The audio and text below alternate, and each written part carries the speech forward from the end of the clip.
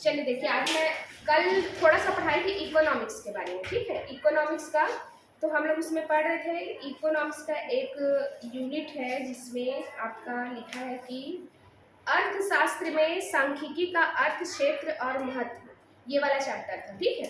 हम लोग वो वाले बुक से भी पढ़े थे, सेम इसमें भी बुक में था वही, और इसमें उसमें भी था, ठीक है। 11th क्लास की बुक है। हाँ, 11th और 12th की पूरा सिलेबस आप लोग का दिया हुआ है, ठीक है। कॉमर्स में मैं एक बार सिलेबस बता दूं। सिलेबस अभी मैं हार्ड कॉपी तो रखी हूँ, घर में ही रखी हूँ, लाई नहीं मैं। आप रखे हो ना इसमें सॉफ्ट में, 2 मिनट दिखाइएगा ना। आप एक काम करो, ग्रुप में सेंड कर दो ताकि सबके पास मिल जाए। और आप लोग सब हार्ड कॉपी में रखना। सॉफ्ट कॉपी में तो मोबाइल में कभी भी रख सकते, लेकिन हार्ड कॉपी यहाँ पढ़ रहे तो तुरंत निकाल के इसको देख सकते हो, है ना।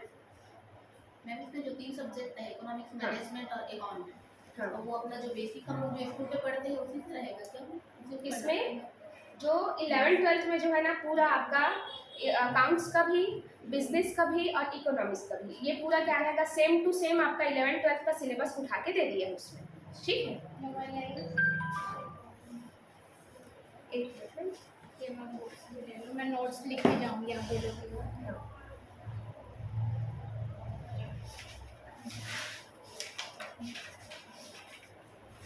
देखो आप लोग का जो अकाउंट से है, अकाउंट से आपका कितना क्वेश्चन आएगा इसमें, 35, ठीक है। 35 क्वेश्चंस। फिर आपका हो गया बिजनेस से, बिजनेस से कितना क्वेश्चन आएगा, इससे है भी 35 क्वेश्चन, ठीक है। फिर आपका इकोनॉमिक्स से आएगा, इकोनॉमिक्स से आएगा कितना क्वेश्चन, 30 क्वेश्चन। ये हमारा मेन सब्जेक्ट है, मतलब कॉमर्स वालों का ये मेन सब्जेक्ट हुआ तो कितना हो गया, ये 100 मार्क्स का, यहाँ 100 क्वेश्चन हो गया, ठीक है। उसके बाद एक्स्ट्रा हमारा क्या क्या बचता है, हिंदी, इंग्लिश, फिर आईसीटी मतलब कंप्यूटर, यहाँ पर कंप्यूटर है, ठीक है। फिर आ गया है आपका जीके, ठीक। ये कितने कितने नंबर करेगा, सब 5 मार्क्स का है ना, 5 5 5 5, ठीक है। और एक होता है आपका, अरे सीडीपी भूल गए ना इसमें, आप यहाँ पर सीडीपी, यहाँ पर सीडीपी, यहाँ पर 30 मार्क्स होगा, ठीक। तो आपका टोटल आप कितना हो गया, 150 क्वेश्चन, 150 मार्क्स का, ठीक। हमारा अभी फोकस, अभी जब तक हम लोग ये नोटिफिकेशन वगैरह नहीं आ जाता है तब तक हम क्या करें, सिर्फ और सिर्फ अभी कॉमर्स को ही क्या करेंगे, कवर करेंगे और सीडीपी को कवर करेंगे, ठीक है। उसके बाद जो कम मार्क्स की है, फिर उसके बाद जैसे एक एक इसमें का, जैसे मान लो मैं अकाउंट्स का पढ़ा रही हूँ, 2-3 चैप्टर पढ़ाऊंगी, उसके बाद आपका बिजनेस का 2-3 चैप्टर पढ़ाऊंगी, फिर इकोनॉमिक्स का पढ़ाऊंगी। ऐसे क्या होगा, सिर्फ एक ही चीज़ को उठाएंगे तो बोर हो जाते हैं, तो अल्टरनेटिव हम चेंज कर करके पढ़ेंगे तो क्या होगा, सब चीज़ कवर होते जाएगा हमारे पेपर तक, ठीक। ज़्यादा से ज़्यादा दो महीने ही रहेगा, है ना। लास्ट टाइम कब दिया था, कितना महीना दिया था, 2 मंथ ही दिया था, 2 मंथ दिया था ना। और आप सोचो 11th-12th का पूरा कवर करना है, प्लस ये भी बाकी है। अब इसको मैं जीके पोर्शन में जाऊंगी तो सोचो कितना टाइम लगेगा, पूरा पीएससी का पढ़ना पड़ेगा, है ना। तो जो ज़्यादा मार्क्स के हैं पहले उसमें फोकस रहेगा, उसके बाद सीडीपी में फोकस रहेगा, उसके बाद फिर ये सबको हम बाद में देख लेंगे, ठीक। हिंदी इंग्लिश का तो टेंशन नहीं है, उसमें का ग्रामर पोर्शन वगैरह अच्छे से हो जाएगा, बस टेंशन किसका, जीके का। तो उसके पीछे एकदम से हम उस टाइम पे जब आएगा तब उसको देखेंगे, ठीक है। मैम इसका सिलेबस यही रहता है कि चेंज होता है, कैसा रहता है? अभी तो बोला नहीं है कुछ चेंजेस वगैरह, क्योंकि नोटिफिकेशन मतलब पहले से ऐसे ही आ रहा है, ऐसे ही है, 5 मार्क्स। हाँ, ये ऐसे ही है इसका सिलेबस, क्योंकि अभी भी कोई ना कॉलेज में चेंजेस नहीं हुआ है, सॉरी स्कूल में कुछ भी चेंज नहीं हुआ है, सेम अभी भी सिलेबस वैसे ही है, ठीक। तो हम यही मान के चलते हैं, हमारा सिलेबस भी यही सेम रहेगा। अब जब नोटिफिकेशन आएगा तब पता चलेगा चेंजेस होना रहेगा तो, ठीक है। तो आज मैं आप लोग को यही बताने वाली हूँ किसका, इकोनॉमिक्स का, है ना। इकोनॉमिक्स में स्टार्ट कर रही हूँ। आज हमारा कितना 30 नंबर का ये रहेगा, ठीक। इस यूनिट में 30 नंबर के क्वेश्चंस रहेंगे। तो देखो मैं आपको कल थोड़ा सा क्लास में बताई थी किसके बारे में,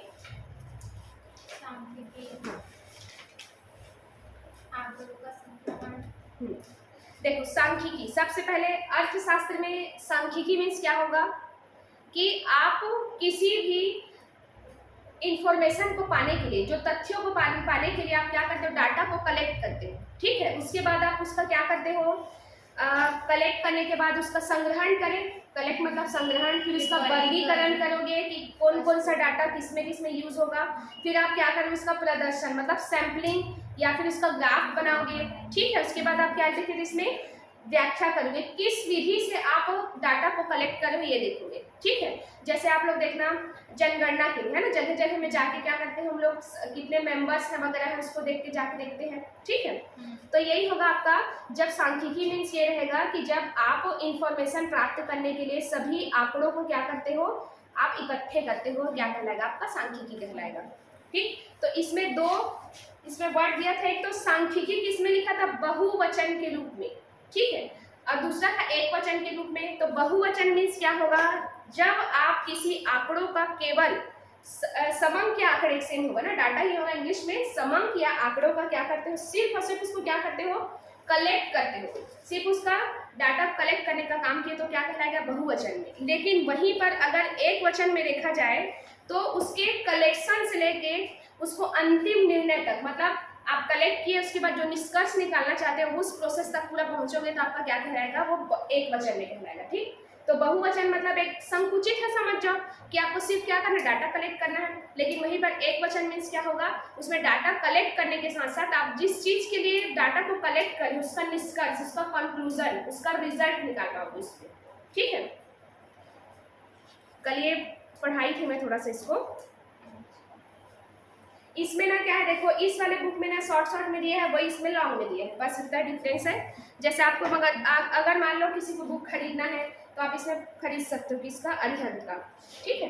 अरिहंत पे इसमें व्याख्याता वाले में दिया है सब, जितना भी सिलेबस है पूरा कवर किया है। अभी मैं लेटेस्ट वाला पता करने गई ना तो 2019 का जो क्वेश्चन आए हुए थे वो सब उसमें सामने में है, उसमें क्वेश्चन। तो मैम इसका न्यू आ गया है? हाँ न्यू आ गया है, हाँ न्यू आ गया है। इसका क्वेश्चन बैंक भी आ गया है, जैसे ये आप खरीदे थे ना उसको मैं भी पता करी उसको, खैर मैं कल नहीं ली, आज जाते जाते लूँगी मैं भी, ठीक। इससे क्या होगा कि आप बहुत सारा बुक, जैसे मान लो किसी को नहीं मिल रहा है 11th-12th का बुक, तो इसमें पूरा दिया है सब, हम लोग कल चेक करें है ना कि इस बुक में जो भी दिया है इसमें ये बहुत ज़्यादा ब्रॉडली दिया है, इसमें थोड़ा सा ऊपर से दिया है। मैम बहुवचन मतलब डाटा को कलेक्ट सिर्फ करना कलेक्ट है, और एक वचन मतलब होता है डाटा को जैसे कलेक्ट करके उसका निष्कर्ष निष्कर्ष निकालना। हाँ ये जाएगा, ठीक है, उसका मीनिंग। हाँ अब देखो इसमें डाटा कल हम लोग पढ़ चुके थे, इसका क्या क्या महत्व वगैरह पढ़ चुके थे, फिर भी विषय सामग्री एक बार फिर से बता देती हूँ। इसको जो विषय सामग्री क्या क्या हो सकते हैं कि आप क्या करोगे, इसमें सांख्यिकी विधि, इसका दिया था अच्छे से,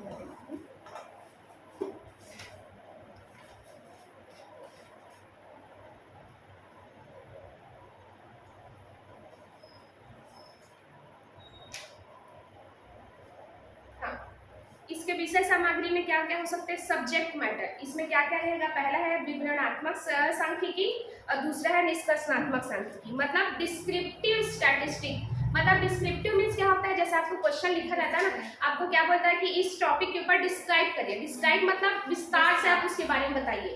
तो ये क्या होता है, जो सांख्यिकी है वो किसी पर्टिकुलर समस्या को लेके पूरा डिस्क्राइब करता है। जैसे आप लोग देखना इसमें मीन मीडियन मोड निकालते हो कि नहीं निकालते, उसके बाद उसका रिजल्ट निकालते हो।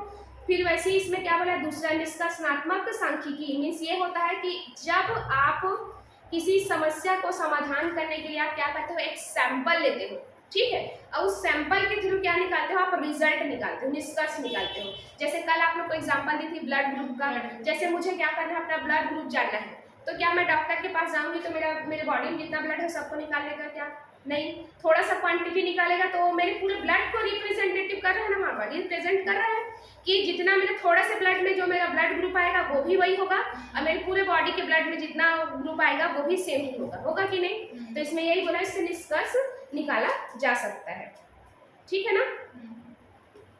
फिर देखो नेक्स्ट क्या लिखा है कि आंकड़ों का संग्रहण एवं संकलन, यही सबसे पहला स्टेप था ना। सबसे पहले आप डाटा कलेक्ट करोगे, तो इसमें डाटा कलेक्ट कैसे कर सकते हो, जिसमें लिखा है देखो समंक क्या होते हैं, आपके जो डाटा होते हैं समंक,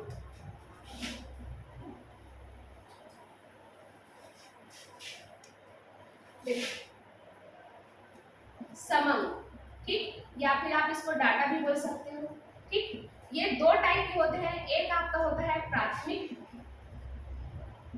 और दूसरा है आपका द्वितीयक, ठीक है, प्राइमरी और सेकेंडरी। नाम से पता चल रहा है जब आप किसी समस्या के लिए फर्स्ट टाइम किसी डाटा को कलेक्ट कर रहे हो तो आपका क्या कहलाएगा, वो प्राइमरी डाटा, और पहले से ऑलरेडी कोई और खोजा हुआ उस डाटा को अपने पर्पस के लिए, उस डाटा का आप यूज अपने काम के लिए कर रहे हो तो आपका कहलाएगा वो द्वितीयक या फिर सेकेंडरी डाटा कहलाएगा। ठीक है, तो इसमें मेन यहाँ पर क्या पूछता है, इसमें विधियाँ क्या क्या हो सकती है। ठीक, तो मैं इसका बताती हूँ कि विधियाँ क्या क्या हो सकता है। इसे एक बार रिपीट करती हूँ कि प्राथमिक जो आपका डाटा होता है वो सिर्फ आपके पर्पस के लिए आप क्या करोगे, यहाँ पर कलेक्ट करने जाओगे। लेकिन ऑलरेडी जो पहले से खोजा हुआ डाटा या पहले से यूज किया हुआ डाटा को आप अपने काम के लिए यूज करते हो तो द्वितीयक समंक कहलाता है। ठीक है, अब देखो इसमें प्राथमिक डाटा को संकलन करने की विधियां क्या क्या हो सकती है। देखो इसमें पहला लिखा है, देखो साक्षात्कार कि व्यक्तिगत साक्षात्कार। ठीक है, व्यक्तिगत मीन्स ये होगा पर्सनली, जब आप जैसे मान लो मुझे ये पूछना है कि आपके घर में कितने लोग शुगर पेशेंट है। ठीक है, अब मैं वहाँ पर पूछने जाऊंगी, ऐसे नहीं करी मैं किसी दूसरे से पूछी या दूसरे के थ्रू पूछी, मैं आपके पास गई और डायरेक्ट आपसे फेस टू फेस बात करी कि आपके घर में कितने लोग शुगर पेशेंट है बताइए, तो ये क्या होगा आपका प्रत्यक्ष साक्षात्कार विधि, मतलब आपका डायरेक्ट इंटरव्यू मेथड ये है ना। आप सामने सामने जाके क्या किए, एक दूसरे से पूछे। ठीक, फिर दूसरा है आपका, इसमें ये लिखा है कि प्रत्यक्ष या व्यक्तिगत अनुसंधान विधि, जब आप पर्सनली जाके किसी समस्या का समाधान करने के लिए या फिर उसके लिए उस डाटा को कलेक्ट करते हैं पर्सनली जाके, तो आपका क्या कहलाएगा, ये प्रत्यक्ष अनुसंधान विधि। प्रत्यक्ष मतलब डायरेक्ट, अनुसंधान मतलब रिसर्च मेथड, आप डायरेक्टली वहीं जा रहे हो और अपना डाटा कलेक्ट करके ला रहे हो। वैसे दूसरा है आपका अप्रत्यक्ष या मौखिक अनुसंधान विधि। इसमें क्या रहेगा कि अब देखो जैसे मान लो किसी रोड पे एक्सीडेंट हुआ है। ठीक है, अब रोड पे एक्सीडेंट हुआ और मैं क्या हूँ वहाँ पर रिपोर्टर हूँ। अब मैं क्या करी वहाँ, एक तो मैं वहाँ पर खुद जाके देखूंगी कि क्या क्या हुआ था, कैसे एक्सीडेंट हुआ था, तब मुझे जो डाटा मिलेगा वो। और दूसरा मैं क्या करूँ, मैं मौखिक मतलब अप्रत्यक्ष रूप से मैं आपसे पूछी कि आप कल आप एक्सीडेंट हुआ था तो आप देखे क्या किसका कितना नुकसान हुआ है, किसको कैसे लगा। तो अगर मैं वहाँ जा नहीं रही हूँ, आपसे इनडायरेक्टली पूछ रही हूँ, तो कौन सा विधि कहलाएगा, ये मौखिक या फिर अप्रत्यक्ष विधि। लेकिन वहीं पर अगर मैं डायरेक्टली वहाँ पर इन्वॉल्व होकर उस डाटा कलेक्ट करी हूँ तो मेरा क्या कहलाएगा, ये प्रत्यक्ष या व्यक्तिगत अनुसंधान विधि। ठीक है, फिर देखो दूसरा है टेलीफोन साक्षात्कार विधि। इसमें कुछ नहीं करना है, जो भी शोधकर्ता या जांचकर्ता होगा वो क्या करेगा, टेलीफोन के माध्यम से क्या करेगा, लोगों से कॉल कर करके पूछेगा कि आपके घर में मान लो कितने मेंबर्स हैं। ठीक है, कितने मैरिड हैं कितने अनमैरिड हैं, ये सब जानना है। जैसे मान लो अगर प्रति व्यक्ति आय पूछना है किसी को तो पूछेगा कितने लोग आपके घर में रोजगार में है या रोजगार है या फिर बेरोजगार है, ये सब पूछेगा अगर फोन लगा के कोई। ठीक है, फिर अगला है हाँ, ये सूचकों द्वारा प्रश्नावली भरवाने की विधि या डाक विधि। जैसे मान लो आप लोग देखिए ना, फीडबैक के लिए, जैसे आप लोग स्कूल में भी रहे होंगे या फिर कॉलेज में भी, तो ऐसे रहता था कुछ भी प्रोग्राम हुआ तो आप फीडबैक भरो कि आपको इस प्रोग्राम से प्रॉफिट हुआ कि नहीं हुआ। या फिर जैसे ग्राहकों को भी अपने प्रोडक्ट के लिए आप क्या करते हो, उसमें प्रश्नावली लिखे रहते हैं ना कि आपको अच्छा लगा कि नहीं, सही अच्छा था कि बहुत अच्छा था कि गंदा था, ऐसे करके ऑप्शन दिए रहते हैं। तो आप क्या कर सकते हो, इससे भी क्या कर सकते हो, डाटा कलेक्ट कर सकते हो कि कोई उपभोक्ता आपके प्रोडक्ट से कितना ज़्यादा सेटिस्फाई है। ठीक, फिर अगला है देखो संवाददाता द्वारा सूचना प्राप्त करना। संवाददाता मीन्स यहाँ पर क्या होगा, जैसे आपके कोई उस एरिया में व्यक्तिगत या फिर आपका पर्सनली कोई एजेंट हो या फिर कोई ऐसा व्यक्ति आप वहाँ पर रखे हुए हो जिससे आप क्या कर सकते हो, डाटा मंगा सकते हो। जैसे पुलिस लोग देखना आपने खबरी रखे रहते हैं ना, वो उन लोग के एजेंट के जैसे काम करते हैं, वो लोग सब जितना भी इंफॉर्मेशन वगैरह पुलिस को देते हैं कि नहीं देते हैं। तो आप ये भी कर सकते हो, क्या सूचकों द्वारा संवाददाताओं द्वारा सूचना प्राप्त करने की विधि। ठीक, ये सब इस बुक में दिया हुआ है, इस भी बुक में दिया हुआ, जो 11th-12th है उसमें भी दिया हुआ है। मैं सिर्फ आपको एक्सप्लेन कर रही हूँ, आपका दिक्कत कम हो जाएगा। कब आपके पास भी सेम बुक रहेगा, मैं सिर्फ एक्सप्लेन करूँगी तो आपको नोट डाउन भी करने की जरूरत नहीं पड़ेगा। अपने वर्ड में बस आप क्या कर सकते हो, उसको नोट डाउन कर सकते हो। ठीक है,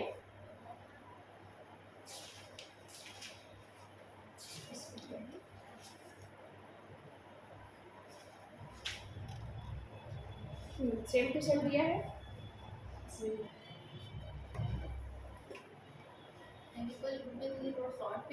हाँ, इसमें ना सब टू द पॉइंट ऐसे लिखा हुआ है। इसमें क्या है, जैसे मान लो अब अभी मैं आपको क्या विधि बताई, व्यक्तिगत साक्षात्कार विधि, तो उसमें उसका गुण और दोष को भी बता दिया है, तो उसके ज़्यादा क्या हो गया, ब्रॉड हो गया। और सब विधि का क्या किया, गुण और दोष को बताया उसमें। ठीक है, अगर आपको एकदम डीपली पढ़ना है तो 11th-12th का बुक, ये तो आपको अगर पहचान में आपको नहीं मिल जाएगा, हाँ मिल जाएगा। मिल जाएगा, तो आप उसको भी रख लो। जैसे मेरे पास ये भी बुक है, सेम ही है, सेम सेम लिखा भी तक सेम है इसमें। इसमें क्या है, बस थोड़ा कम कम दिए हैं। तो इसको क्या करूँगी मैं, इसमें ऑब्जेक्टिव क्वेश्चंस है और क्या क्या पूछता है। जैसे ये दिलाई हुई थी पिछले बार, तो ये पूरा बोली इस बुक से ही पूरा सब कुछ आया है, तो उनको एक्सपीरियंस है उस चीज़ का। ठीक है, अब मेरा तो अभी नहीं हुआ है तो मैं नहीं बता सकती, लेकिन पूरा आपका 11th-12th का ही दिया है, तो पूरा का पूरा सिलेबस आपका इसमें कवर हो रहा है होने के लिए। ठीक है, उसके अलावा अगर कुछ है तो फिर ये बुक भी हम ऑप्शन में रखेंगे। ठीक, मैं तभी भी इसमें दोनों से मैच कर करके ही पढ़ा रही हूँ, जो भी एक्स्ट्रा है उसको अलग से बता रही हूँ और जिसमें सेम है उसको आगे ही पढ़ाते जा रही हूँ। ठीक है, तो आप लोग अरिहंत का देख लेना, मिल रहा है यहाँ, मैं देखी कर पता करी हूँ, तो अभी न्यू वाला आ गया है इसमें। कुछ दिन में पहले पूछी थी तो नहीं आई। नहीं आया, हम लोग भी कई बार पूछे, अब आ गया, बहुत सारा स्टॉक आया है। और उसका ऑब्जेक्टिव क्वेश्चन ये रखी हुई है, उसको मैं देखी है, नोरा में भी आ गया है और हाँ ऑब्जेक्टिव क्वेश्चन है। मैं तो पूछने गई थी ना, तो 750 नहीं 900 सॉरी 800 लगभग का एकदम मोटा सा बुक था, वो सिर्फ क्वेश्चन बैंक था, उसमें 7000 प्लस क्वेश्चन थे। मतलब इतना सारा तो हम लोग पढ़ भी पाएंगे कि नहीं। ठीक है, तो कम से शुरुआत करते हैं। सोच के मैं वो जो 100 रुपीज़ में था ना, जो अच्छा कितना 10-12 सेट था, 12 सेट था 150 क्वेश्चन का। तो हम लोग सोचे कि देखो जितना भी टॉपिक पढ़ेंगे ना, हमारा टारगेट ऑब्जेक्टिव क्वेश्चंस में रहेगा। थोड़ा सा टॉपिक पढ़ें, उसके बाद उससे रिलेटेड ऑब्जेक्टिव क्वेश्चंस करेंगे। ठीक, हमको नेट में भी मिल जाएगा इसका। जैसे मान लो अभी समंग से रिलेटेड जितने भी ऑब्जेक्टिव क्वेश्चंस हैं तो नेट में भी मिल जाएगा, तो उसको क्या होगा, हम उससे प्रैक्टिस कर सकते हैं। ठीक है, और आपका नया पार्ट कौन सा करवाएगा, ये सब तो आप जानते ही हो कहीं ना कहीं, सिर्फ ऑब्जेक्टिव क्वेश्चंस में क्योंकि माइनस मार्किंग है, तो थोड़ा सा ध्यान से हमको क्या करना, टिक करना पड़ेगा, है ना। मैम, और इकोनॉमिक में सबसे ज्यादा वो पूछा जाता है जो डाटा, परिभाषा रहती हाँ, है ना, हाँ, वो सारी चीजें किसने दिया है करके ना। हाँ, ये सबसे ज्यादा। तो अब क्या है, उसको क्या कर सकते हो, उसको रट बस सकते हो आप, कैसे वो करके कुछ न्यूमेरिक वगैरह बना के कि इसको ये बोला था तो ये था आदमी करके, इससे उसका अर्थशास्त्री है करके याद कर सकते हैं ना, लेकिन वो पॉसिबल नहीं है। लेकिन क्या है, अभी आप लोग का कई लोग का, जैसे आप ही बोल रहे हो अभी नहीं छूट गया है अभी पढ़ाई मेरा 2 साल से, आप बोल रहे हो बहुत टाइम से पढ़ी हूँ, तो अब क्या होगा, अभी जब तक आप इस चीज़ को पहले रिकॉल नहीं करोगे तब तक आप अच्छे से अटेम्प्ट नहीं कर पाओगे, है ना। तो अभी क्या होगा, अभी मैं समझा रही हूँ, उससे रिलेटेड फिर क्वेश्चन सॉल्व करना। ठीक, जैसे अभी समंग से रिलेटेड ही हमको क्वेश्चन नेट में मिल जाएगा, मैं बीच में ग्रुप में डालूंगी, जो भी टॉपिक पढ़ाऊंगी उससे ढूंढ के, ठीक, सिर्फ प्रैक्टिस करने के लिए। फिर देखो अगला इसमें लिखा है कि प्रागणकों द्वारा सूची भरवाना। ठीक है, अनुसूची भरवाना। देखो यहाँ पर ना एक प्रश्नावली होता है और एक अनुसूची होता है। ठीक, अनुसूची और प्रश्नावली में क्या डिफरेंस है कि देखो प्रश्नावली कौन कर सकता है, जो इंसान पढ़ा लिखा है। जैसे मैं आपको दूंगी प्रश्नावली भरने के लिए, तो आप उसमें पढ़ के आप टिक कर सकते हो, लेकिन वहीं पर जो पढ़ा लिखा नहीं है, अशिक्षित है, वो क्या पढ़ पाएगा, क्या नहीं। इसीलिए देखना जनगणना में एक कोई बंदा जाए रहता है और उसके बाद वो पूछता है, उसके बाद सब इंफॉर्मेशन को भरता है, तो वो होता है अनुसूची। क्यों, ये क्यों यूज किया जाता है कि कई लोग क्या है, आप अभी भी अशिक्षित हैं, उस डाटा को नहीं कर पाएंगे, उनसे पूछा जाता है, जो जो बोलते हैं उसको फिर इसके बाद टिक किया जाता है। ठीक है, यही डिफरेंस है कि इसमें दोनों में, अनुसूची और आपका दूसरा प्रश्नावली। ठीक, प्रश्नावली का एक बार और बताइए। प्रश्नावली में क्या होगा कि आप डायरेक्ट उस जिससे आपको पूछना है ना, मतलब जिससे इंफॉर्मेशन चाहिए आप उसी को दोगे, आप अपने मन से वो टिक करेगा उसमें। ठीक है, लेकिन वहीं पर अनुसूची में क्या करेगा, जो इंसान वहाँ पर अशिक्षित है वो तो पढ़ तो नहीं पाएगा वो, तो मैं आपसे जाके पूछूंगी कि आपके घर में कितने मेंबर है, आप बताओगे 7, तो मैं 7 लिखूंगी। आपके जो भी इंफॉर्मेशन, जैसे मान लो कोई दिक्कत तो नहीं है किसी को, क्या बोलते हैं, शुगर पेशेंट नहीं है, ब्लड प्रेशर किसी का है क्या, मतलब बीपी लो या हाई वाला कोई पर्सन है क्या, ये सब मैं उनसे खुद जाके पूछूंगी। ठीक है, लेकिन प्रश्नावली में मैं क्या करूंगी, आप जैसे उसमें देखें ना गूगल वगैरह में आता है आपको फीडबैक भरने का, आप उसमें पढ़ते हो, आपको जो लगता है सेटिस्फाई रहते हो तो ठीक है टिक करते हो, नहीं रहता तो फिर इसको क्या करते हो, अनसेटिस्फाइड है करके बता देते हो, है ना। लेकिन यहाँ पर अनुसूची में क्या बोलोगे आप, उसमें खुद घर जा जाकर उसको भरवाओगे आप अपने सामने। ठीक, फिर देखो द्वितीयक आंकड़ों के संकलन के सोर्स, इसमें द्वितीयक आंकड़े मीन्स क्या होगा, जो ऑलरेडी से पहले से जिस डाटा को कलेक्ट किया जा चुका है किसी और पर्पस के लिए, उसको आप क्या करोगे, आप अपने लिए यूज करोगे। तो क्या क्या हो सकता है इसमें, देखो पहला लिखा है प्रकाशित स्रोत, प्रकाशित मीन जैसे सरकारी प्रकाशन हो गया, अर्ध सरकारी प्रकाशन हो गया, अंतर्राष्ट्रीय प्रकाशन, ठीक है। हाँ, कल इसको कर लेती हूँ। देखो, सरकारी प्रकाशन मीन्स क्या होगा, जैसे कोई सरकार के द्वारा जो प्रकाशित होता है, ठीक है। अब क्या चीज, जैसे रिजर्व बैंक ऑफ जो बैंक, सॉरी, आपका जो भारतीय रिजर्व बैंक है ना, उसका जैसे मान लो आपका क्या आता है, बुलेटिन आता है, ठीक है, उसमें इसके बारे में सब कुछ लिखा रहेगा।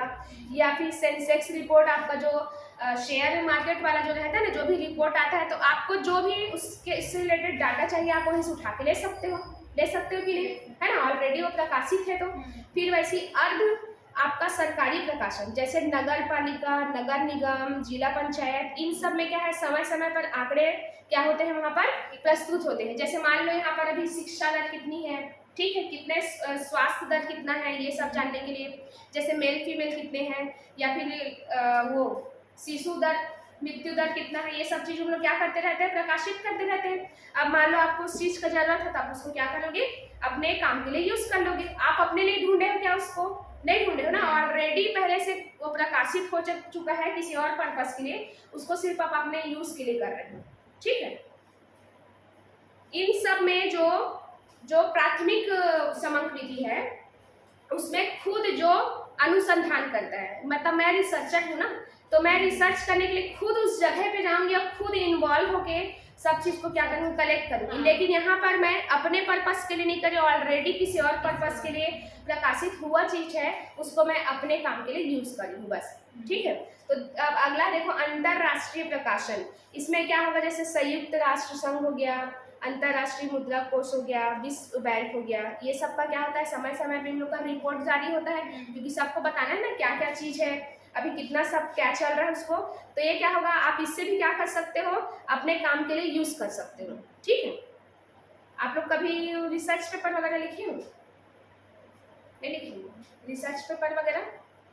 तो ऐसी जैसे मान लो रिसर्च पेपर वगैरह लिखना रहता है ना, तो ऐसी जो ऑलरेडी जो पहले से प्रकाशित हो चुका रहता है ना डाटा, उसी में से उठाते हैं, क्योंकि आप उसके लिए अलग से जाके इन्वॉल्व नहीं होते ना वहाँ पर आप जाके, क्योंकि एक मेथड होता है कि इसका डाटा कलेक्ट का एक उसमें डालना पड़ता है चैप्टर, कि आपको प्राथमिक डाटा यूज की हो कि सेकेंडरी डाटा यूज की हो करके। तो जो लोग खुद जाके वहाँ पर खोजे रहते हैं, जैसे नगर निगम, नगर पंचायत वाला हो गया, तो उस जगह में खुद इन्वॉल्व होगा, वहाँ खुद अपने लिए डाटा कलेक्ट करेगा। लेकिन वहीं पर जो ऑलरेडी पहले से डाटा कलेक्ट है उसको यूज करा, तो द्वितीयक मेथड से बताना पड़ता है, ठीक है।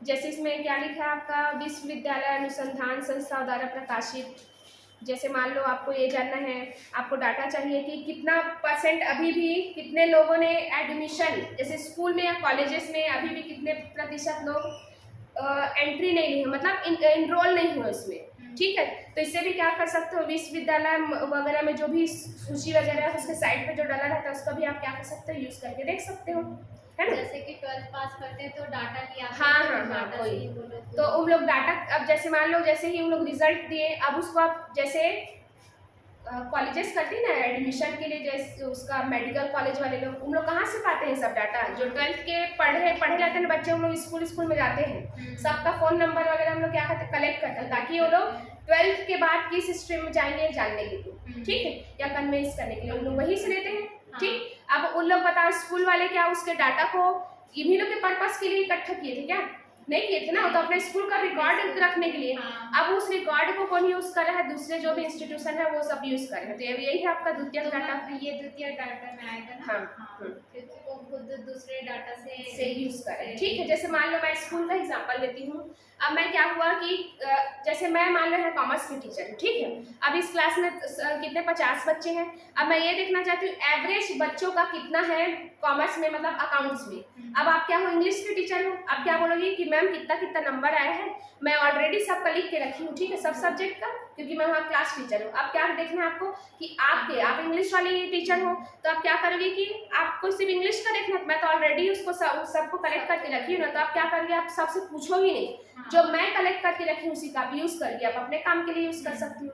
फिर आप देख सकते हो कि आपके सब्जेक्ट में बच्चे एवरेज में कितना मार्क्स लेके आए उसमें एवरेज उसका, ठीक है ना।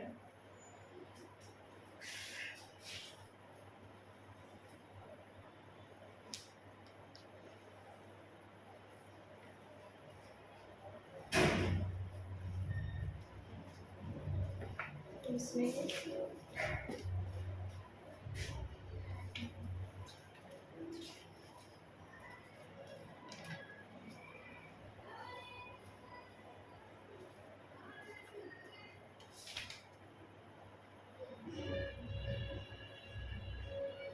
इसमें जो आप लोग 11-12 के बुक में देखोगे ना, तो अलग से उसका क्या लिखा हुआ है, जैसे सरकारी प्रकाशन में क्या क्या चीज आता है, अर्ध सरकारी में, अंतर्राष्ट्रीय में, सब क्या क्या आता है उसमें अलग से दिया हुआ है।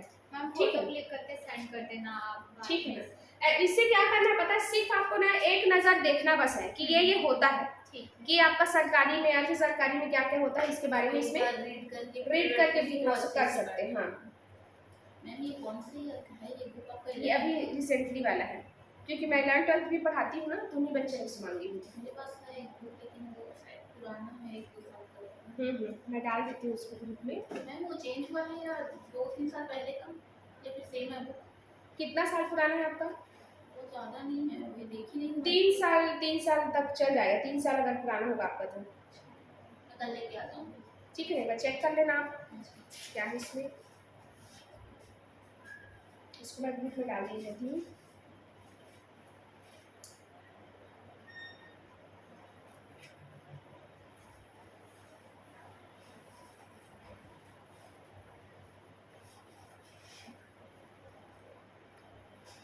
देखो, अगर द्वितीयक समांक इसमें खैर नहीं दिया है मैं, लेकिन फिर भी पढ़ा देती हूँ, क्योंकि इसमें ना आपको थोड़ा सा अलर्ट रहना पड़ेगा। द्वितीयक समांक आप यूज करते हो अगर तब, तो इसमें द्वितीयक समांक जब आप प्रयोग में सावधानी, क्या सावधानी रखना पड़ेगा कि सबसे पहले तो आंकड़ों की विश्वसनीयता होनी चाहिए, मतलब विश्वसनीय होना चाहिए वो, कि रिलायबल। हाँ, ठीक, ये सही है कि नहीं। ऐसे नहीं है कि आप अपने फायदे के लिए उसका हाँ। तोड़ मरोड़ करके आप क्या करें, डाटा को आप शो करें। ठीक है, तो इसमें क्या लिखा है, जो डाटा का संकलन है ना, वो खोजकर्ता को क्या करना चाहिए, अपने सहूलियत के हिसाब से नहीं करना चाहिए। जैसे मान लो कभी कभी होता है ना कि मेरे को उस जगह में जाना पड़ेगा, अरे यार मैं कैसे जाऊँ उस जगह में, फिर टाइम वेस्ट होगा। उससे अच्छा मैं क्या कर सकती हूँ, किसी दूसरे को जो ऑलरेडी डाटा उस चीज़ के लिए कलेक्ट करके रखा है उससे मैं पूछ सकती हूँ। ठीक है, तो एक गलत होगा ही, होगा कि नहीं? उस चीज़ में आप खुद जाके, अगर आपको एकदम एक्यूरेट शुद्धता के साथ में अगर आपको डाटा चाहिए तो आपको उस चीज़ में इन्वॉल्व होना पड़ेगा। हाँ। या फिर जो ऑथेंटिक सोर्स है उससे उस डाटा को लेना पड़ेगा। ठीक, फिर दूसरा है संकलन की रीति। अब रीति मीन्स ये होगा मेथड ऑफ कलेक्शन। ठीक है, इस विधि में आप क्या करोगे कि आप सही सैम्पलिंग मीन्स क्या होता है, देखो जैसे सैम्पलिंग रहता है तो कभी कभी जब कुछ भी ना प्रोडक्ट वगैरह बनता है तो क्या करते हैं, जो निर्माणी संस्था होती है ना, निर्माणी मतलब प्रोड्यूसर जो होते हैं, तुम लोग क्या करते हैं, जो उसके प्रोडक्ट का जब चेक करने आते हैं तुम लोग क्या करते हैं, आप वो मूवी देखे हो ना, क्या बोलते हैं, कच्चा मिठा है ना, हाँ, कच्चा मिठा है ना, अच्छा भी। हाँ, उसमें वो क्या करता है, जब वो रोड बना रहता है वो, ठीक है, तो क्या करता है कि सब जो भी चेक करने आते हैं पीडब्ल्यूडी वाले लोग, वो साइड वाले को ज़्यादा देखते हैं, क्योंकि बीच में रोड को खराब नहीं करते। तो क्या करते हैं, किनारे किनारे बस में क्या करते हैं, डामर ज़्यादा डाले हैं, ताकि वो वहीं से चेक करें और हमारा जो रिजल्ट मतलब हमारे फेवर में वो लोग बोले कि हाँ बहुत अच्छा ही वो काम किए हैं। लेकिन वो लोग क्या करते हैं, बीच में जाके खोद के देखते हैं कि यहाँ पर कितना क्वांटिटी उसका डामर का डाला है, जो भी गिट्टी वगैरह डाला है वो उसको देखते हैं ना। तो इससे क्या है कि आपका जो सैम्पलिंग है ना, वो पूरा का पूरा रिप्रेजेंट करना चाहिए। ऐसे नहीं है कि आप अपने फायदे के लिए, या फिर जैसे मान लो आप मेरे पहचान की हो, ठीक, मैं कोई प्रोडक्ट बनाई, अब आप चेक करने हैं, जैसे मान लो आप फूड इंस्पेक्टर हो, ठीक, मैं कोई फूड प्रोडक्ट बनाई हूँ और आप फूड इंस्पेक्टर हो, वहाँ पर चेक करने आए, अब मैं क्या करें, आपको या तो घूस दी हूँ या फिर मेरी पहचान की हो, तो मैं बोलूँगी प्लीज़ यार थोड़ा सा देख लेना। तो आप क्या करोगे, मेरे सहूलियत के लिए जो अच्छा प्रोडक्ट है उसको चुन लोगे आप, और उसके बाद क्या करोगे, मेरे फेवर में ही आप सब उसको दोगे ना रिजल्ट। लेकिन वहीं पर जो एक सही बंदा है जिसका उससे कोई लेना देना नहीं है, जो सही रिजल्ट चाहता है, तो क्या करेगा, वो किसी भी प्रोडक्ट को उठाएगा और उसको वो चेक करवाएगा कि इसमें सब जो भी इंग्रेडिएंट्स है, जो सामग्री वगैरह है, वो सब सही है कि नहीं। ठीक है, शुद्धता की जांच करेगा। ठीक, तो इसमें बाइसनेस नहीं होना चाहिए। बाइसनेस मीन्स ये होता है कि आप क्या करो, अपने सहूलियत के हिसाब से, अपने फायदे के हिसाब से आप दूसरे का मतलब वो नहीं करोगे। ठीक है, एकदम से सही ऑथेंटिक तरीके से आप उस डाटा को लोगे। फिर अगला है संकलन की अवधि। अब अवधि में ये होगा कि एक टाइम, स्पेसिफिक टाइम पीरियड में किया जाए। जैसे मान लो मुझे कोई एक्सीडेंट हुआ है, जैसे मान लो ट्रेन का एक्सीडेंट हुआ है, अब मैं उसको जिस टाइम पे ट्रेन पटरी से पलट गई उस टाइम पे अगर मेरे को उसका डाटा चाहिए तो मेरे को कुछ दिन के अंदर ही सब कुछ को पूछना पड़ेगा, क्योंकि रिसेंटली कुछ चीज़ हुआ रहता है, सॉरी, तो क्या होता है उसका डाटा आसानी से मिल जाता है, ठीक है। लेकिन उसी को मैं 1 महीने बाद मेरे को बोलता है मेरा मन नहीं है, मैं बाद में पता करने जाऊंगी, तो क्या मेरे को 1 महीने बाद मिल पाएगा? क्या लोग भूल भी जा रहेंगे। लेकिन जो रिसेंट हुआ रहता है उस टाइम पे ज़्यादा अच्छे से डाटा मिल पाता है, ठीक है। तो इसमें अवधि भी क्या होनी चाहिए, एक फिक्स होनी चाहिए, इस टाइम पे आपको क्या करना है, उस डाटा को कलेक्ट करना है। शुद्धता का स्तर, इसमें क्या करोगे आप, जो ना आंकड़े होते हैं उसका जब सारणियन बनाया जाता है, सारणियन मीन्स जैसे डायग्राम वगैरह होता है ना, या टेबल वगैरह होता है, तो जैसे कंप्यूटर में हम क्या करते हैं, एक्सेल जैसे होता है, तो उसमें सब डाटा को डालते हैं, अलग से क्या बताएगा, उसका डायग्राम वगैरह हो गया, उसको टेबल फॉर्म में दिखाता है। तो इसको इंसानों के द्वारा ना करवाया जाए, क्योंकि इंसान लोग क्या होते हैं, कभी कभी गलती हो जाता है, लेकिन मशीन से नहीं होता, तो मशीन के थ्रू करवाना चाहिए, ऐसे बोल रहा है, ठीक है। इसमें सारणियन जो भी डाटा है उसका। फिर लिखा है कि संकलनकर्ता का पक्षपात, मतलब बायसनेस नहीं होना चाहिए इसमें, कि जो संकलन करता, मतलब यहाँ पर मैं डाटा कलेक्ट करने वाली हूँ ना, तो मैं यहाँ पर बायस नहीं हो सकती। कैसे? जैसे मान लो मुझे किसी का इंटरव्यू लेना है, अब बहुत टाइम से इंटरव्यू चल रहा है, अब मैं थक चुकी हूँ, ठीक है, तो मैं वहाँ पर अब क्या करूँगी, जल्दी निपटाने की कोशिश करूँगी, तो क्या मुझे एक सही बंदा मिल पाएगा? क्या उसमें नहीं मिल पाएगा, है ना। वैसे मान लो अगर मैं डाटा कलेक्ट करूँ, बहुत दिन से मेरे को नहीं मिल रहा, मैं क्या करूँगी, अरे अच्छा छोटा छोटा डाटा डाल के मैं जो भी मैंने पूछा उसको मैं निपटा देती हूँ, दे देती हूँ ऐसे, ठीक है। तो इससे क्या होगा, सही रिजल्ट निकल पाएगा क्या उसका? नहीं। तो इसमें संकलनकर्ता का पक्षपात नहीं होना चाहिए, ठीक। बस इस वाले चैप्टर में इतना ही दिया है, समंक वाले में।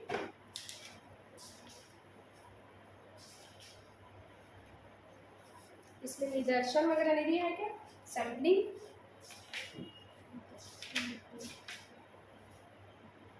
अरे केंद्रित में विद्युत माप आ गया इसके बाद।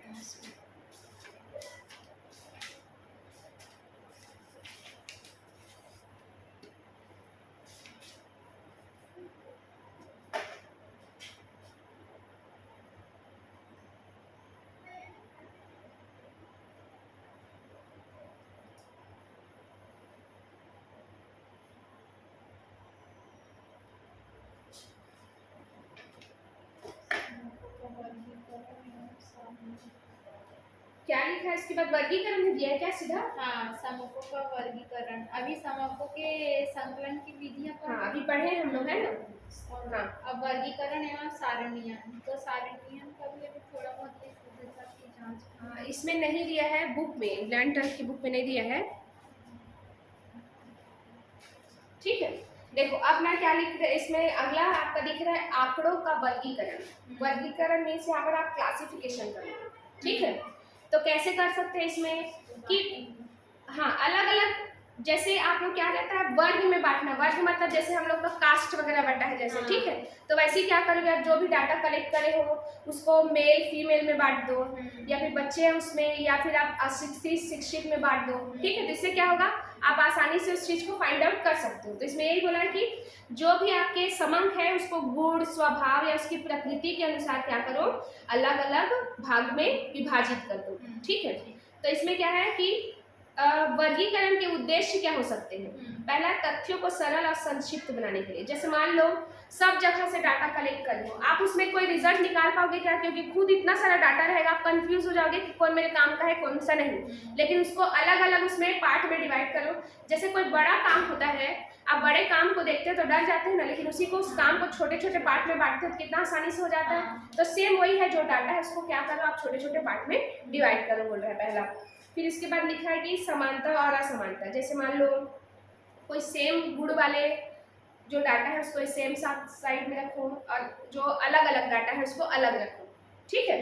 जैसे मान लो मुझे शिक्षित वाले चाहिए, तो शिक्षित में भी मैं क्या कर सकती हूँ, जैसे शिक्षित कितने लोग हैं तो उसमें गर्ल्स बॉयज या बच्चे ऐसे भी कर सकती हूँ कि नहीं। पहले तो शिक्षित और अशिक्षित में बांटी, उसके बाद मैं उसमें फिर से उसका क्या करी हूँ, सब पार्ट उसका फिर से डिवाइड करी हूँ, फिर से उसका क्या करी हूँ, वर्गीकरण करी हूँ। पहले तो शिक्षित अशिक्षित में करी, उसके बाद उसमें गर्ल्स बॉयज और आपके जो बच्चे हैं वो भी उसमें आ रहे, उसमें लिखूंगी, ठीक है। फिर अगला है तुलनात्मक अध्ययन। जैसे तुलनात्मक अध्ययन मीन्स ये होता है कि आप दो चीज का कंपैरेटिव आप क्या कर सकते हो, उसका अध्ययन कर सकते हो, ठीक है। फिर तथ्यों का संक्षिप्तीकरण। संक्षिप्तीकरण मीन्स ये होता है जो भी आपके डाटा होते हैं ना एकदम बिखरे हुए रहते हैं, उसको क्या कर सकते हो आप छोटे से रूप में उसमें क्या कर सकते हो, समाहित कर सकते हो। इसलिए भी जरूरी रहता है आपका वर्गीकरण करना, ठीक। फिर अगला लिखा है कि सारणीकरण का आधार प्रस्तुत करना, ठीक है। अब इसी के थ्रू जो भी डाटा रहते हैं उसी से आप क्या बना सकते हो, टेबल बना सकते हो ना। हाँ। जैसे आप लोग मीन मीडियन मोड में जो देखते हो जो भी डाटा वो कितना मुश्किल से आपका बिखरा हुआ रहता है, ठीक है। जैसे मान लो आप किसमें देखना आप औसत पढ़ते हो तो ऐसे लिखा रहेगा 1 1 1 2 3 2 4 5 6 4 5 6 से लिखा रहेगा। अब ये कितना बहुत सारा आपको दिख रहा है, बहुत सारा दिखेगा, लेकिन उस डाटा को कैसे आप लोग मीन मीडियम मोड में पढ़ते हो। 1 की आवृत्ति कितनी है 3, 2 की आवृत्ति कितनी है 2, 4 की आवृत्ति कितनी है 1, 5 की आवृत्ति कितनी है 2, 6 की आवृत्ति कितनी है 2। अब ये इतना लंबा कितना छोटा हो गया, हुआ ना। तो यही काम किसमें किया जाता है, आपके स्टैटिस्टिक मतलब सांख्यिकी में किया जाता है, ठीक है। फिर हाँ, आंकड़ों का प्रस्तुतिकरण दिया इसके बाद, ठीक है। प्रस्तुतिकरण मतलब आंकड़ों को आप जैसे व्यवस्थित या वर्गीकृत करके आप उसको प्रस्तुत करेंगे कि आप डायग्राम में बताओगे, ठीक है। हाँ। जैसे मान लो जो भी डाटा कलेक्ट करे हो, जैसे आप लोग ये वाला रहता है ना जो ऐसे वाला क्या बोलते हैं इसको, ग्राफ में आप शो करते हो जो, ठीक है, कि इस साल आपके कितने बच्चे, जैसे 2021 में कितने % लोग पास हुए, ये सब ऐसे आप डाटा इसमें क्या कर सकते हो, प्रस्तुतिकरण कर सकते हो। या फिर आपके पाई चार्ट में कि कितना % क्या है आपका, कितना हम लोग क्वेश्चन बनाते हैं मैथ्स वगैरह में सब रहता है ना, तो कैसे आया ये प्रस्तुतिकरण, ताकि और अच्छे से समझ में आ सके, ठीक। हाँ।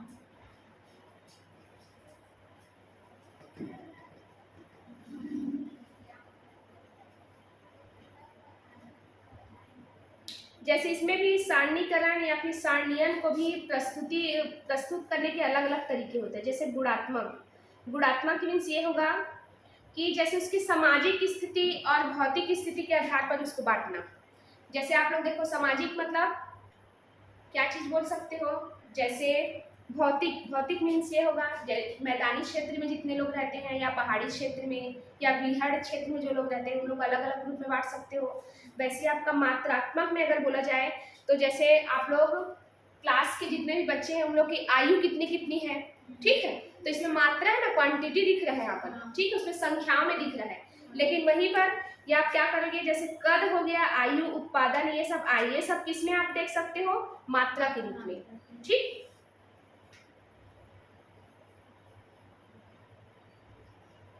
और एक कालिक वर्गीकरण भी लिखा है इसमें। कालिक मीन्स ये होगा जैसे आप ये चेक करना चाहते हो कि यहाँ पर हर घंटे जो काम करते हैं जो भी वर्कर्स है उन लोग को कितना सैलरी मिल रहा है, या फिर एक दिन का कितना सैलरी, कई लोग का हफ्ते का रहता है, कई लोग का महीने का रहता है ना, और कई लोग का पैकेज वाला रहता है, एक साल में उसका कितना पैकेज बना उसका सैलरी का।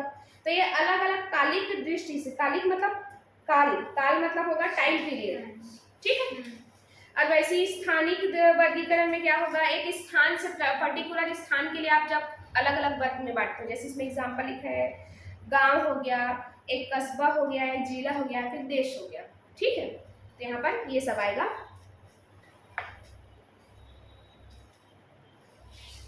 इसमें अलग से दे दिया है इसका आरेख करने का,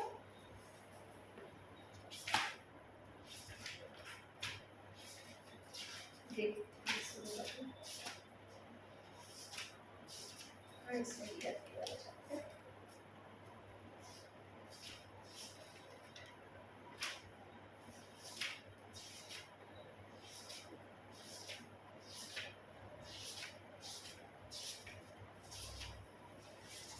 दिया है उसमें अलग से, उसका अलग से चैप्टर भी दिया है। प्रस्तुतिकरण के बाद देखो आपको डायग्राम बताई थी ना, तो इस तरीके से बन सकता है ना डायग्राम, आप सकते हैं अलग अलग तरीके से आप क्या कर सकते हो, उसको शो कर सकते हो। देखो कितना अलग अलग सबका नाम है, ये पाई चार्ट वाला हो गया, वृत्त चित्र,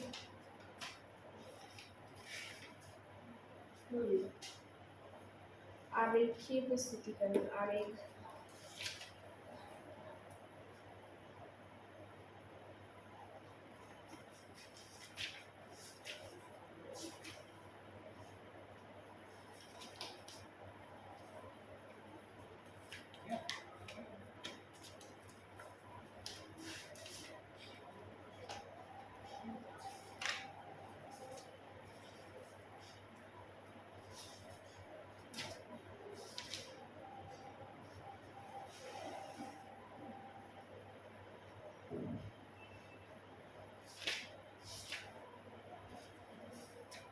सिर्फ बिंदु लिखा हुआ बस नहीं मिल रहा है इसमें।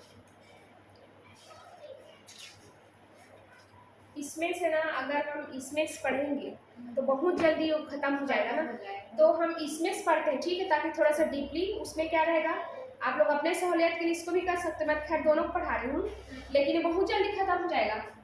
फिर मतलब एक 8 महीने में सब कवर हो जाएगा, फिर बोलोगे आप लोग। इसका नोटिफिकेशन कब तक आ जाएगा? अब देखो अभी टेट का रिजल्ट आएगा ना, उसके बाद निकालेंगे ये लोग, इसलिए तो एकदम हड़बड़ी में लिए है ना पेपर में, है ना। मैम इसमें अपना बिंदु रेख और द्वारा प्रस्तुतिकरण है, फिर ये वाला खत्म हो जाएगा, मतलब सिलेबस है भी, बस यही दिया है। हाँ हाँ ठीक है।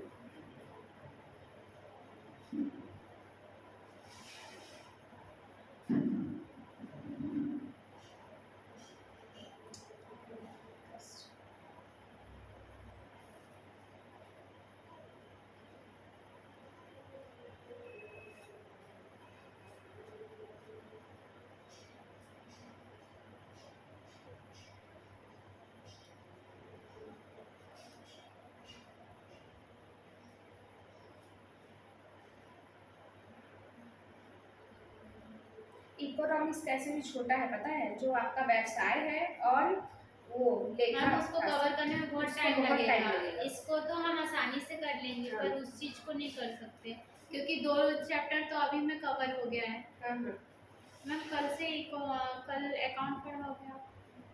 अभी एक दो दिन हिस्ट्री पढ़ लेते हैं, अकाउंट्स पढ़ना है। सारा सब्जेक्ट एग्जाम ही कराएंगे। हाँ मैं सीडीपी भी पढ़ा रही थी उसमें अभी इसके लिए, तो उसको भी करवाऊंगी। ये वाला भी, इसका भी टेंशन नहीं है, आपका 30 नंबर का जो आएगा उसका, ठीक है। हिंदी इंग्लिश का भी आराम से हो जाएगा। तो बस यही है, मैम कॉमर्स ये वाले कोर्स डेमो क्लास में आप तीनों मतलब एक हाँ वही सही कर सही पाएंगे। है।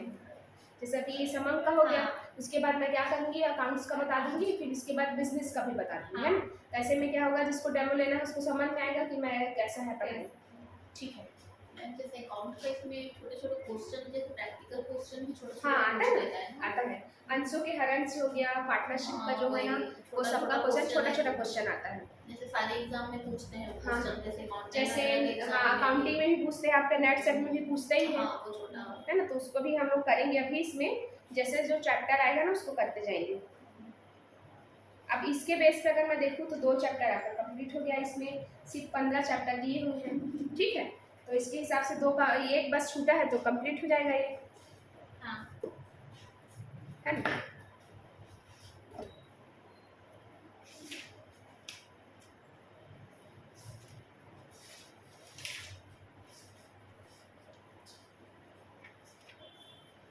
देखो सारणी जो बनाते हो ना आप लोग, जो भी इसमें जो आपका सारणी का अभी पढ़े ना हम लोग, सारणी कैसे कैसे बनाना है, तो इसमें देखो इम्पोर्टेंट इसका क्या है कि सारणी बनाने के नियम, कि कैसे जब आप किसी भी चीज़ का सारणी बनाओगे तो उसका नियम फॉलो करेंगे, ठीक है। टेबल जब बनाओगे जब भी, इसमें क्या लिखा है कि सारणी की शीर्षक, सारणी की संख्या और शीर्षक। जैसे आप लोग अकाउंट्स ही बनाते हो, ऊपर में सबसे पहले लिखते हो, जैसे मान लो लेजर बना रहे हो आप, ठीक है, तो रोकड़ खाता लिखोगे, उसके बाद डेट, पर्टिकुलर्स, एलएफ लिखते हो, डेबिट और क्रेडिट अमाउंट जो है उसको लिखते हो ना। ये क्यों? अपने सहूलियत के लिए, ऊपर से देख के पता लगा ले कि नीचे में कंटेंट जो मिलेगा वो इसके हिसाब से मिलेगा। तो वैसे ही सेम आपको क्या करना है, यहाँ पर सारणी की संख्या और उसके शीर्षक है उसको क्या करना पड़ेगा, आपको पहले ही अच्छे से डिफाइन करना पड़ेगा, ठीक। दूसरा है इसका उपशीर्षक। अब आप लोग देखना बैलेंस शीट जब बनाते हो तो पहले तो क्या लिखा था आपका, लायबिलिटी लिखा है, ठीक है। उसके बाद उसके अंदर भी क्या लिखा था, शेयर कैपिटल हो गया, करेंट एसेट्स हो गया आपका, फिर आपका सॉरी करेंट लायबिलिटी हो गया, ठीक, फिर आउटसाइड लायबिलिटी हो गया। इससे क्या होता है कि आप पहले तो बड़े रूप में उसको डिवाइड करिए एसेट्स लायबिलिटी में, उसके बावजूद उसको भी क्या कर रहे हो, सब डिवाइड कर रहे हो और बाकी सब जितने भी मद है उसको भी, ठीक है। तो इसमें उपशीर्षक का भी देना जरूरी रहता है, ठीक। फिर आंकड़ों की तुलना। अब आंकड़ों की तुलना आप लोग देखना अकाउंट्स में ही पढ़े होंगे कि 2 साल का क्या करते हो आप, प्रॉफिट को देखते हो कि पिछले साल मेरा प्रॉफिट कितना था और इस साल प्रॉफिट कितना है, तो आप तुलना कर पा रहे हो ना। हाँ। क्यों? क्योंकि आप डाटा उसका रिकॉर्ड पहले से रख चुके हो तब, ठीक है। इसलिए डाटा का संकलन करना, उसका टेबल, उसका सारणी बनाना कितना इंपॉर्टेंट है ना, ताकि आप यहाँ पर तुलनात्मक अध्ययन कर सको। फिर अनुपात, प्रतिशत और आदि का प्रयोग कर सकते हो। कि आप तुलना करोगे उसके बाद पहले के पिछले के साल के कंपैरिजन में अभी मेरा कितना % उसमें इंक्रीज हुआ है या फिर डिक्रीज हुआ है, ये भी चीज़ देख सकते हो। ठीक है। फिर आप योग में यही होगा, आपका डेबिट क्रेडिट दोनों सेम होना चाहिए जैसे आप बनाते हो ना उसमें अकाउंट्स में। हाँ। तो अगर सेम नहीं आया मतलब कहीं ना कहीं तो प्रॉब्लम है, अशुद्धियाँ है, तो उसको क्या करते हो आप फिर से उसको सही करने जाते हो। और जब आपका दोनों साइड का ही बैलेंस क्या होता है, मैच होता है, तभी आपने अपने शुद्धता के साथ उस अकाउंट को बनाया है, ये रिजल्ट निकलता है ना।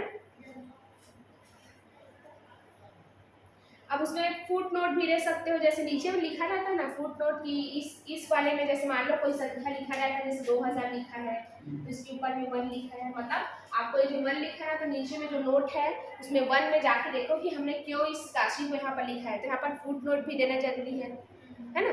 ये सब काम किस में रहता है, हम लोग को कॉमर्स में ज़्यादातर रहता है ना, जो भी सॉल्यूशन वगैरह करते हैं। तो फिर खानों का रेखांकन, मतलब जो भी आपके क्या है, आपके यहाँ पर टेबल बने हुए हैं उसका क्या करोगे, बीच बीच में आप ऐसे बंद करो तो उसको ज़्यादा अच्छे से क्या होता है, जैसे आप लोग जनरल एंट्री में ही करते हो है ना, एक एंट्री करें उसके बाद एक लाइन से जो पर्टिकुलर रहता है उसको क्लोज करते हो कि नहीं करते हो, वही सेम आपको इसको अच्छे तरीके से क्या करना है, दिखाना है, ये बोल रहा है इसमें।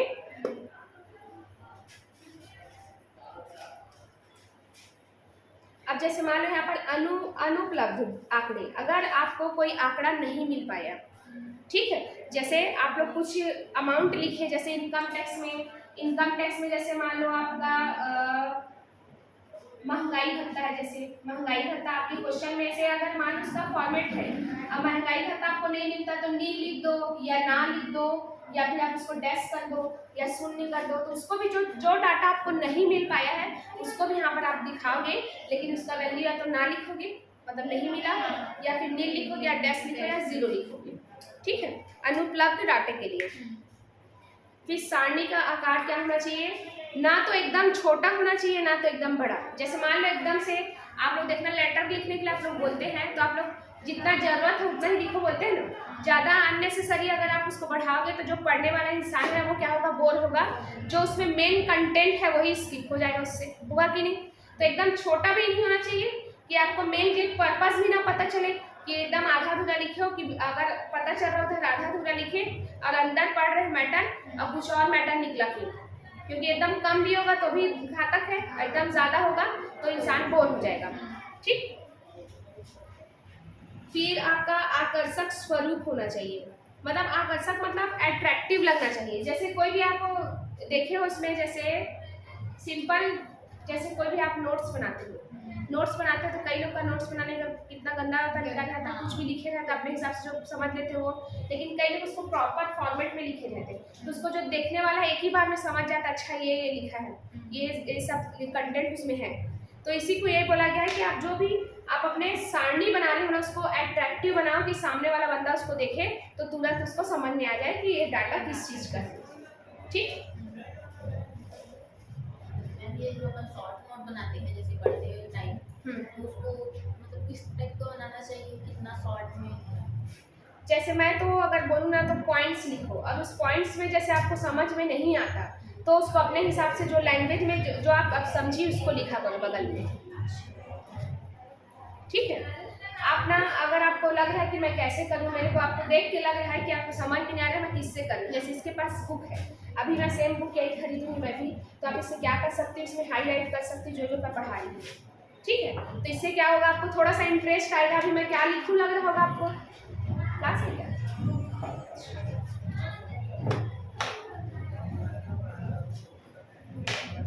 ठीक है, तो आज ओवर करो और पढ़ना है। ठीक है।